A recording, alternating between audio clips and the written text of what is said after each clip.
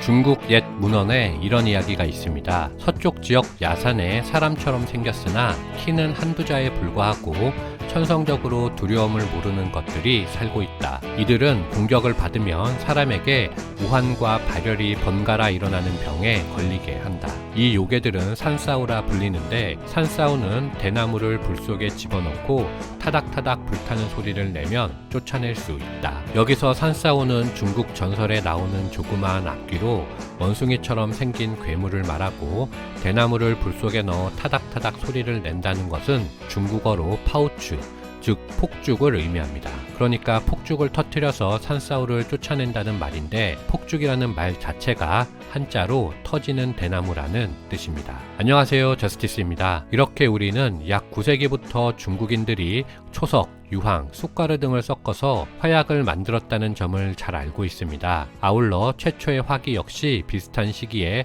중국인이 만든 것으로 알고 있죠. 이 전통이 언제부터 생긴지는 정확히 알려져 있지는 않지만, 적어도 10세기 초가 되면 중국에서는 산사우를 쫓아낼 때뿐만 아니라 전장에서도 화약을 사용했던 것으로 추측할 수 있습니다. 그런데 중국은 유럽인이 처음 중국으로 방문하는 16세기 초반까지 우수한 대포를 만들지 못하고 유럽에게 기술 주도권을 빼앗기고 말았는데요. 과연 어떤 일이 있었길래 중국은 제일 먼저 화약을 만들어냈음에도 불구하고 유럽에게 역전당한 것일까요? 오늘은 그에 관한 이야기입니다.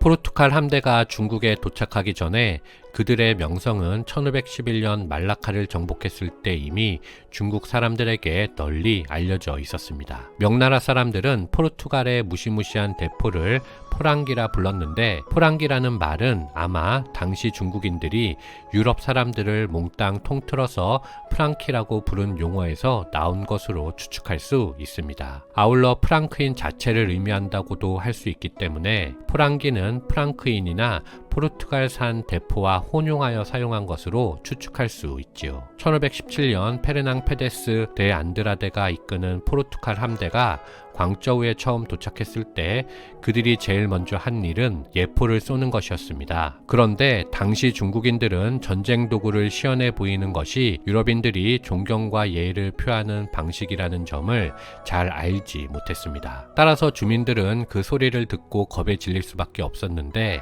관하에서는 사대부들에 의해서 포랑기에 대한 항의가 빗발쳤습니다. 포르투갈에 접촉이 있은 후 명나라의 감찰사는 코가 큰 오랑캐인 포랑기는 매우 잔인하고 꾀가 많은 자들이다. 광저우에 출현한 이들의 무기는 엄청난 굉음을 내며 다른 오랑캐들의 무기보다 훨씬 월등하고 극도로 위험하다. 옛날부터 지금까지 그들의 대포보다 우월한 무기는 없었다고 평가했습니다. 드디어 중화사상에 취해 잠자고 있던 명나라인들이 무서운 현실을 깨닫게 된 순간이었습니다. 그런데 문제는 당시에 아시아를 방문한 대부분의 유럽인들이 유럽 사회에서 낙오하여 마지막 기회를 찾아온 사람들이었다는 점이었습니다. 물론 마테오 리치와 같이 예의범절과 교양을 갖춘 사람들도 있긴 했지만 그것은 매우 드문 경우였죠. 따라서 대부분의 선원이나 군인, 상인이나 선교사들은 비록 뛰어난 용기나 인내심, 재주를 가지고 있었다 하더라도 중국인들에게 유럽인에 대한 좋은 인상을 심어주기에는 턱없이 부족한 사람들이었습니다. 그렇기 때문에 이런 고약한 현실은 당시 명나라에서 상당한 지위를 누리던 고관들에게 악몽과도 같은 것이었습니다. 이 양귀를 어떻게 해야 할 것인가? 싸워야 할 것인가? 아니면 무시해야 할 것인가? 중국의 전통과 관습을 버릴 것인가? 아니면 그들과 접촉을 끊고 세국의 길로 가야 할 것인가? 그들이 경험한 악몽은 이런 종류의 딜레마였는데, 그것은 쉽게 대답할 수 있는 성질의 문제가 아니었습니다. 관습을 버리는 것이나 쇄국을 선택하는 것 모두 항복을 의미했고, 항복의 대안은 죽음뿐이기 때문이었습니다.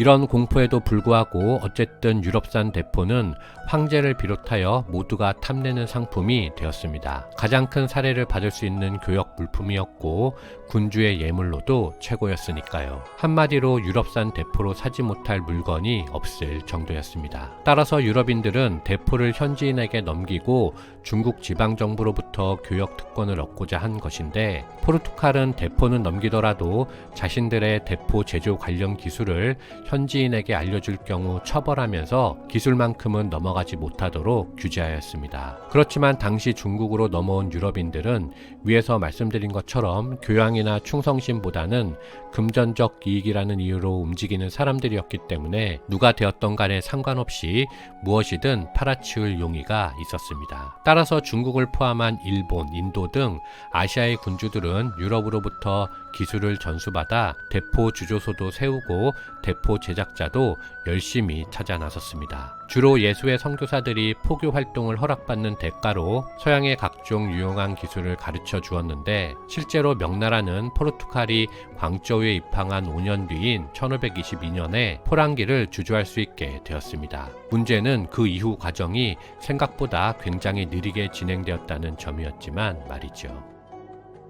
중국의 대포 기술 발전이 얼마나 느렸냐 하면 포르투갈과의 첫 만남 후 150년이 지나도 중국의 포술은 매우 조악하고 실제로 소형 철제 대포만 제조할 수 있는 수준이었습니다. 당시 중국에 많은 영향을 준 마테오리치 신부는 군대에 지급되는 무기는 실제 공격용으로 아무런 쓸모가 없고 방어용으로도 신통치 않다고 표현할 정도였습니다. 중국 측 연대기에도 포랑기들은 화기를 매우 능숙하게 다루지만 청나라 포병들은 자신들의 손이나 손가락, 심지어는 팔을 날려버리기 일쑤였다고 기록했을 정도였습니다. 돈이 되는 일은 무엇이든 했었던 상인으로부터 획득한 풍부한 원자재, 예수의 선교사들의 기술 지원, 중국인들의 뛰어난 재주와 능력에도 불구하고 중국의 포술이 만족스럽게 발전하지 못했던 이유는 무엇 때문이었을까요? 그 원인을 정확히 꼬집어내는 것은 매우 힘든 작업이지만 비교적 확실한 것은 이 문제를 단순히 기술적인 차원이 아니라 가치관이나 문화, 제도의 문제로 접근했을 때 보다 그럴싸한 이유를 찾을 수 있다는 점입니다. 명나라나 청나라 시대의 중국은 한마디로 유교국가이자 농본국가였습니다. 그러다 보니 숙련된 장인의 수가 턱없이 부족했을 뿐만 아니라 기술자들의 사회적 지위도 높을 수가 없었습니다. 게다가 숙련된 장인들이 나서서 기술을 제조할 만한 수요도 풍부하지 못했지요. 특히 명말 청초의 시기는 외침뿐만 아니라 내란 역시 빈번했기 때문에 내부 반란에 대포가 사용될 것을 두려워한 명나라 조정은 포술에 대한 지식이 퍼지고 보급되며 포술에 능통한 기술자가 많아지는 것을 극도로 꺼려했습니다. 단적인 예로 영락제 시기에 이미 화기가 도입되었음에도 불구하고 이 같은 사실은 전혀 외부에 공개되지 않은 채 비밀이 유지되었습니다. 게다가 외부의 침략이 잦은 북쪽 변경 지역에 대포를 설치해야 한다는 건의가 받아들여졌을 때마저도 황제는 대포를 무척 소중히 여기며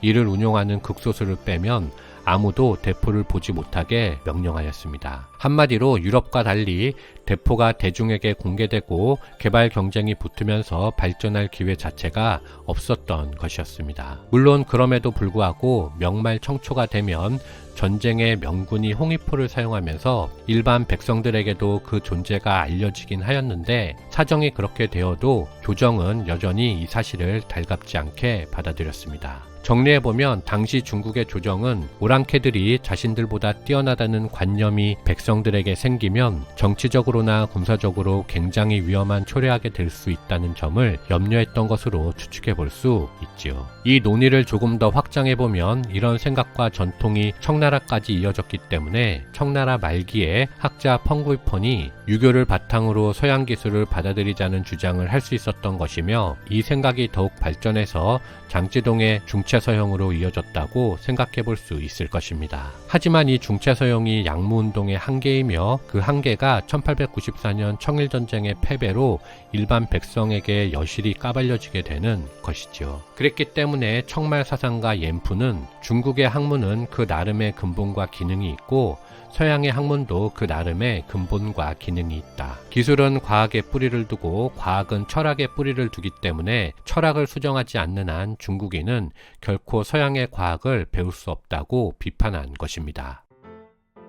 만약 황제가 서양 오랑캐의 기술에 우호적인 태도를 취하게 되면 수구파와 보수 관리들은 변화를 막기 위해서 온갖 수단을 동원하였습니다. 이미 조정에서 신망을 받은 이들에게 서양 오랑캐는 자기의 기득권을 위협하는 대상이었기 때문에 그들은 혁신을 절대 좌시하지 않았습니다. 하지만 서양의 과학, 그 중에서도 천문학과 군사과학은 중국의 행정체제에 미치는 영향이 대단했기 때문에 사대부들에게 학문 그 자체로 엄청난 충격을 전해주었습니다. 자신들이 배워온 세련된 시나 엄격한 형식을 갖춘 문장이 서양 과학기술의 시각에서 볼 때 아무 쓸모없는 헛짓거리일 뿐이라는 사실을 받아들이기 힘들었지요. 이와 관련하여 이런 분석이 있습니다. 군사적 패배는 서양의 지식을 습득해야 한다는 주장의 기술적 근거이지만 동시에 서양의 지식을 거부해야 한다는 심리적 근거이기도 하다. 본능적으로 중국인들은 심리적 위기 상태에 빠지는 것보다 군사적 패배를 인정하는 쪽을 선호한다.